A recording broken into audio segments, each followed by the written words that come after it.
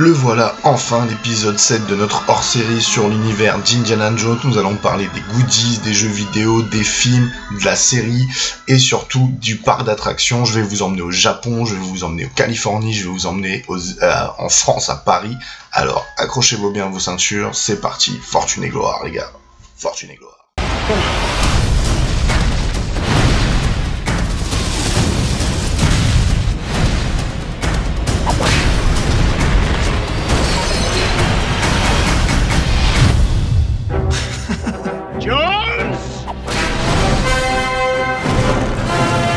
Always knew someday you'd come walking back through my door. Dad! Ah, Dad! I'm going after that truck. Oh, I don't know. I'm making this up as I go. You know how to fly, don't you? No. Do you?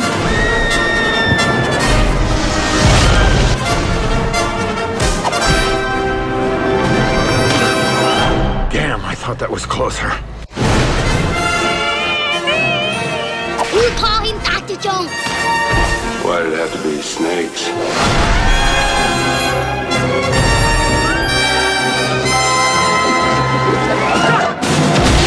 Trust me.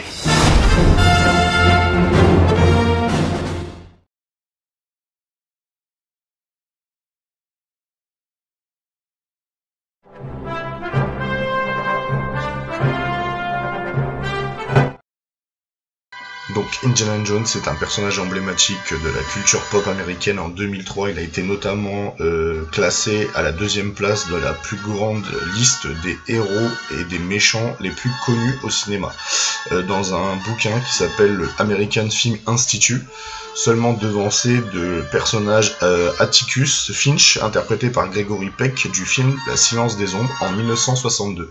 Donc comme je vous l'ai dit dans l'intro, George Lucas a eu cette idée bien avant Star Wars, hein, bien sûr, et parce qu'il a été bercé dans des films d'aventuriers, des comics d'aventuriers. D'ailleurs, le personnage Indiana Jones a été inspiré par un aventurier hyper connu qui s'appelle excusez-moi, je recherche le nom. Il s'appelle Hiram Bingham, qui a été un archéologue américain qui a découvert Pichu au Pérou, le Machu Picchu au Pérou, et d'autres sources annoncent que il a été inspiré d'un personnage de Henry Steele, le héros du film Secret, le Secret des Incas, qui est sorti en 1954. Du coup, on n'a pas vraiment de confirmation de quel héros s'est inspiré George Lucas pour créer Indiana Jones. Et au début, Indiana Jones ne devait pas s'appeler Indiana Jones, mais Indiana Smith.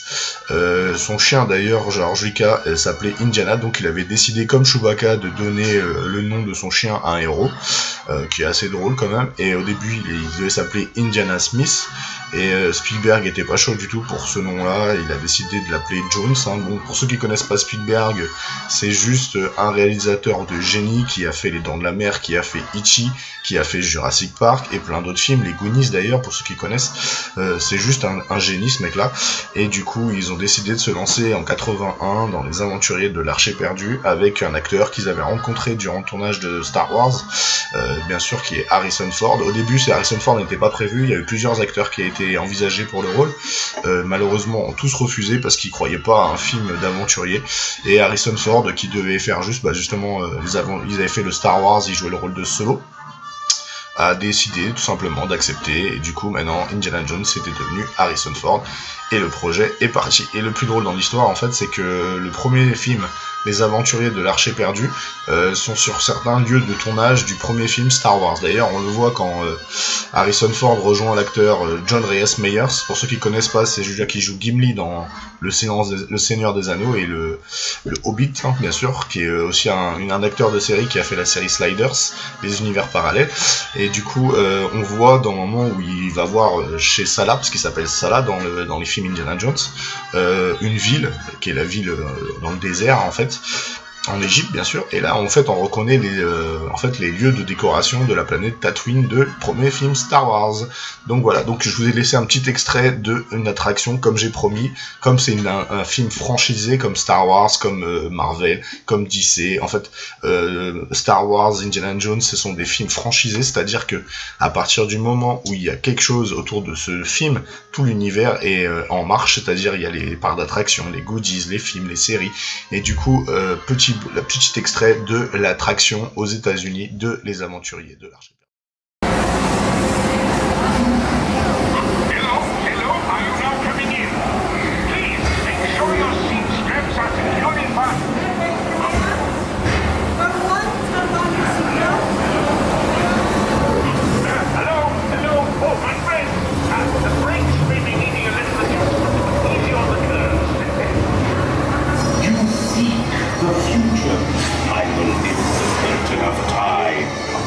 Your destiny.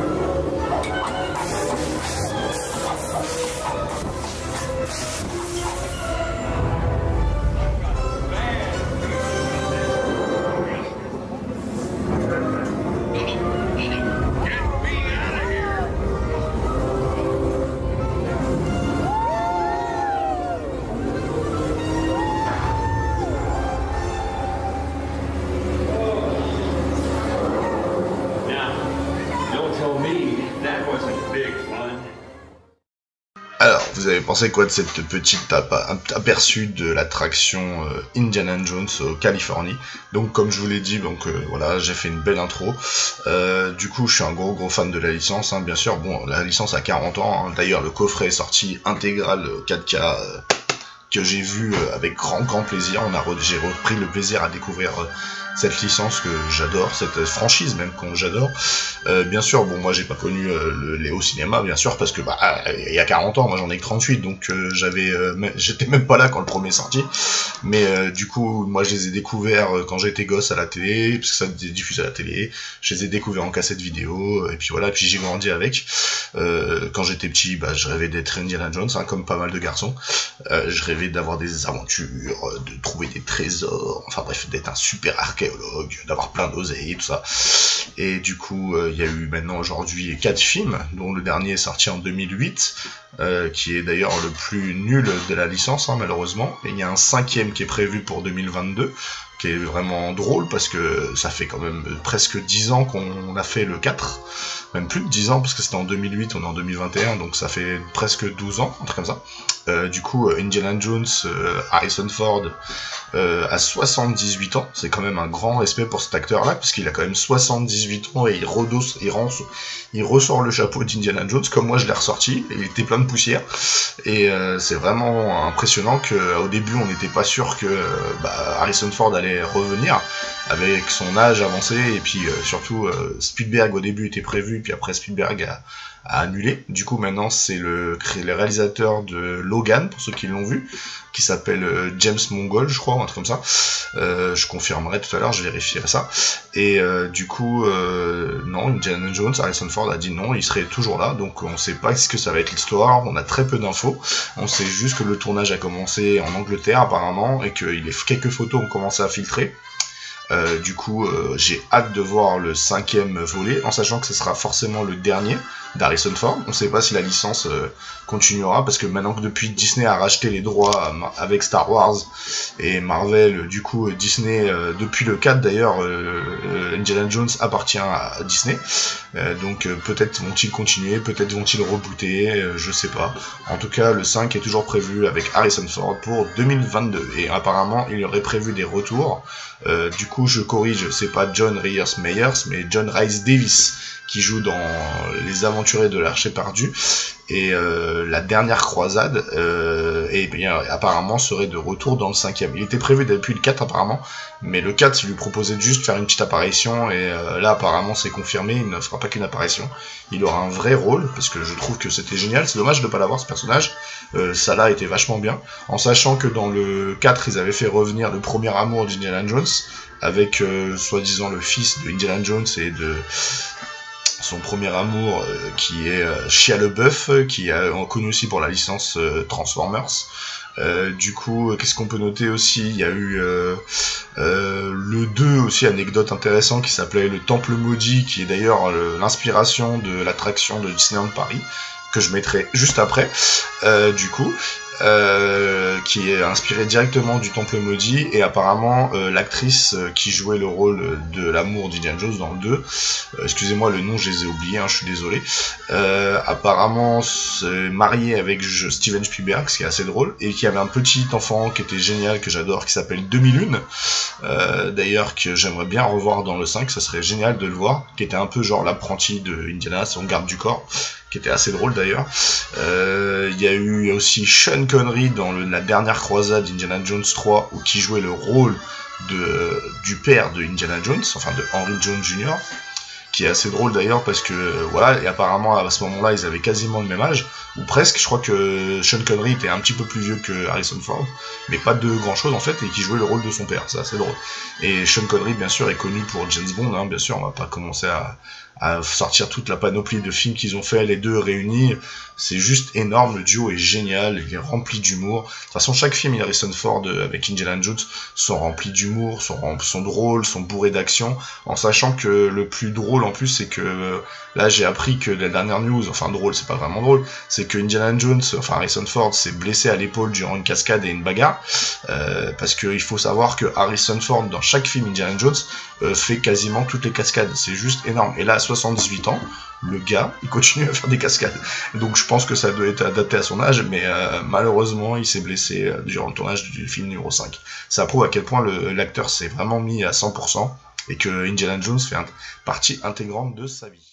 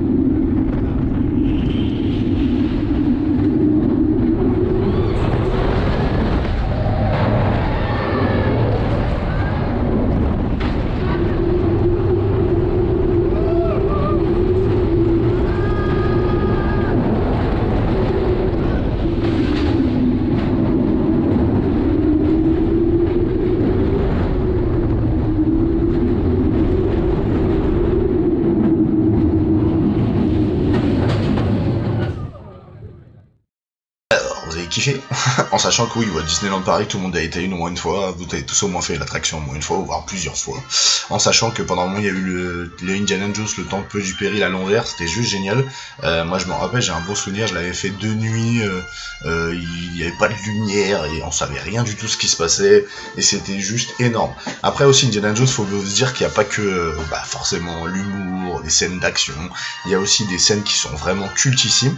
D'ailleurs, il y a une scène moi qui me reste gravée dans la mémoire depuis que je suis gosse, c'est une séquence de dîner, je sais pas si vous vous rappelez, j'essaierai de mettre un extrait si j'arrive à en trouver un, l'extrait du dîner du Temple Maudit où il bouffe mais des trucs mais vraiment immonde, qui donne même pas envie. Il y a de la cervelle de gorille en sorbet, de la soupe à l'œil. En fait, cette scène, elle est juste vraiment dégueulasse. Mais c'est tellement bon parce que je sais pas pourquoi. Et Steven Spielberg, je sais pas ce qui lui est passé par la tête dans le 2. Il voulait que l'univers d'Indiana Jones soit sombre, qu'il fallait qu'elle soit un dîner dégueulasse. Fallait des scènes de torture, des enfants qui se sont battus.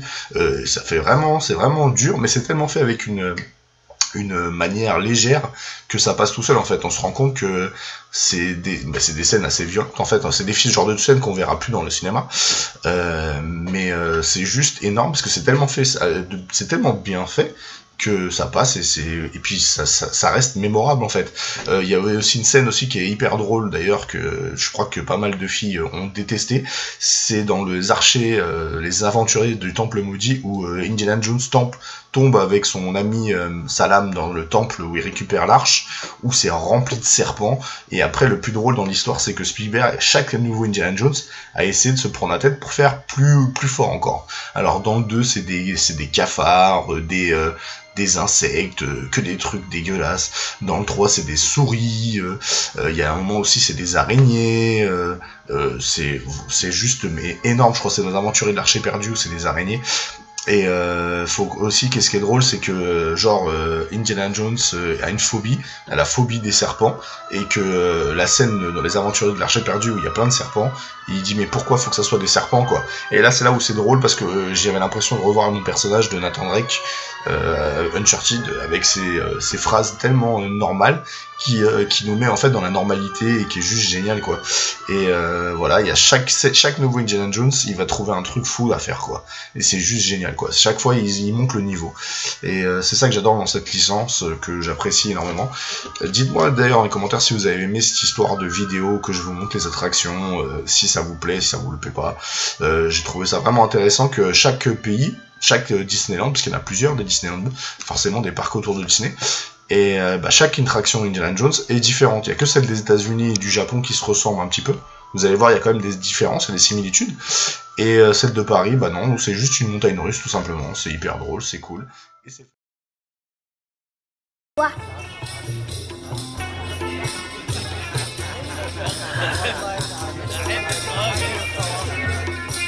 Le capitaine m'éclairait sur quelques points de l'histoire encore mal connue du palais, sur l'importance de son rôle dans la grande mutinerie. Les Anglais, me semble-t-il, ne veulent pas oublier la grande mutinerie de 1857. En vérité, il existe une foule d'événements bien avant la mutinerie, des événements vieux de 2 siècles datant de l'époque de Clive qui sont plus intéressants. À quels événements faites-vous allusion, Dr. Jones? Si ma mémoire est bonne, Excellence, cette région, enfin cette province, a été le centre de l'activité des étrangleurs Thug. Ah, du serpent! Surprise! Quelle surprise!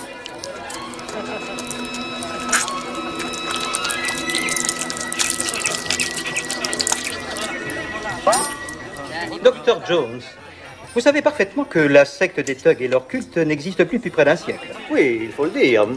Ce culte était une vraie monstruosité. Les Thugs vénéraient Kali et lui sacrifiaient des êtres humains. L'armée de Sa Majesté leur a réglé leur compte. Les rumeurs ne s'éteignent pas vite. Elles prêtent encore des crimes aux Thugs. Il n'y a plus de Thugs, plus aucun. Je n'en suis pas si sûr. Nous arrivons d'un très petit village. Les paysans là-bas nous ont dit que le palais de Pankot allait retrouver sa puissance par l'entremise des vieilles forces du mal. Commérage et ragot, Dr. Jones. Rien d'autre. Superstition et folklore.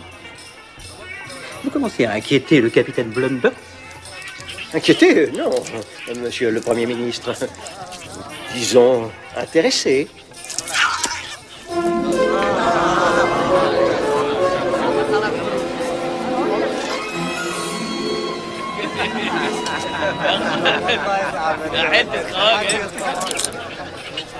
Manger, ça ne vous dit rien?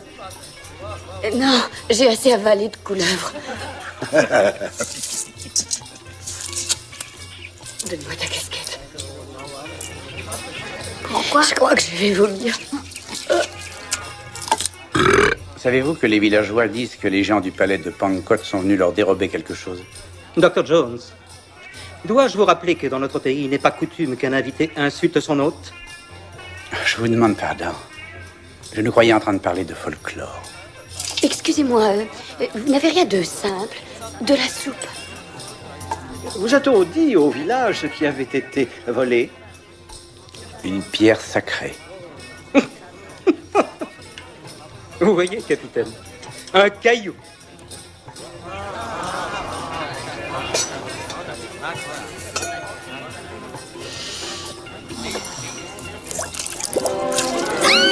Et surtout, bon appétit. Alors, j'espère que vous avez kiffé. Du coup, Indiana Jones, il y a eu aussi une série qui s'appelait Les Aventures du jeune Indiana Jones, qui était sous forme de 6 téléfilms, qui duraient tous à peu près 1 heure. Et ce qu'on peut noter aussi dans cette petite série, c'est qu'il y avait Harrison Ford, en fait, vieux, qui racontait à son enfant, ou son petit-fils, je crois, ses aventures du jeune Indiana Jones, quoi. C'est juste hyper drôle, c'est hyper touchant. Donc, moi, j'en ai revu quelques-uns, mais j'avoue, j'ai pas tout regardé. Et il y a eu pas mal de jeux vidéo. D'ailleurs, Lego aussi, on fait une trilogie, on refait la trilogie en Lego, parce que Lego maintenant a pas mal de licences qui refont en Lego, c'est assez drôle, c'est assez bien fait. Où vous revivez les scènes avec humour, façon Lego de Indiana Jones. Il y a aussi Bethesda apparemment qui a un projet pour faire un nouveau jeu vidéo Indiana Jones, qu'on espère qu'il sera sur multi-console, pas que sur Xbox, ça serait cool. On verra, il y avait eu pas grand chose, il y a peut-être des extraits, si j'arrive à vous le trouver, je vous le montrerai. Il y a eu plusieurs jeux sur PlayStation 2, enfin bref, des jeux sur DS, il y a eu des comics, il y a eu des BD, il y a eu des romans, il y a eu tellement de choses, des goodies, vous pouvez acheter des chapeaux d'Indiana Jones, des copies de l'Archer perdu, des copies de la statue qu'il récupère au début. En fait, c'est tellement un univers qui est tellement varié et qui est tellement connu, qui est tellement culte aussi, qui fait partie de toute une génération qu'on a grandi avec, et du coup que maintenant ça continue, c'est bien, grâce à Uncharted, grâce à Tomb Raider, tous ces petits qui sont sortis juste après Indiana Jones. Et il y a aussi Benjamin Gates aussi, qui est pas mal, qui est fait par Disney, mais je trouve qu'Indiana Jones reste une licence originale et culte, qui restera dans l'histoire du cinéma, ça c'est clair et net. D'ailleurs, c'est déjà le cas, ça fait des années, ça fait 40 ans qu'Indiana Jones est là, et il est encore là, la preuve aujourd'hui. 5e film qui arrive en 2022, comme ça les nouvelles générations pourront connaître le héros Indiana Jones, hein, juste ça. J'espère que cette émission vous a plu. On se terminera avec forcément un petit extrait de l'attraction au Japon, qui est à Disneyland Sea, qui est au Japon, qui est avec l'aventure d'Indiana Jones au Japon. Vous allez voir, c'est assez drôle. Et je mettrai en extrait peut-être la petite première vidéo du gameplay, la première vidéo qui est sortie sur Bethesda de Indiana Jones. Alors sur ce, je vous souhaite une très bonne journée. Désolé pour l'émission, aujourd'hui j'ai la voix cassée, donc j'ai fait une émission différente, hein, bien sûr. J'espère qu'elle vous a plu. N'hésitez pas à liker, à partager et surtout gardez le fan spirit en vous. Et n'hésitez pas à vous abonner si c'est pas déjà fait. Être passionné, c'est être fan. Salut.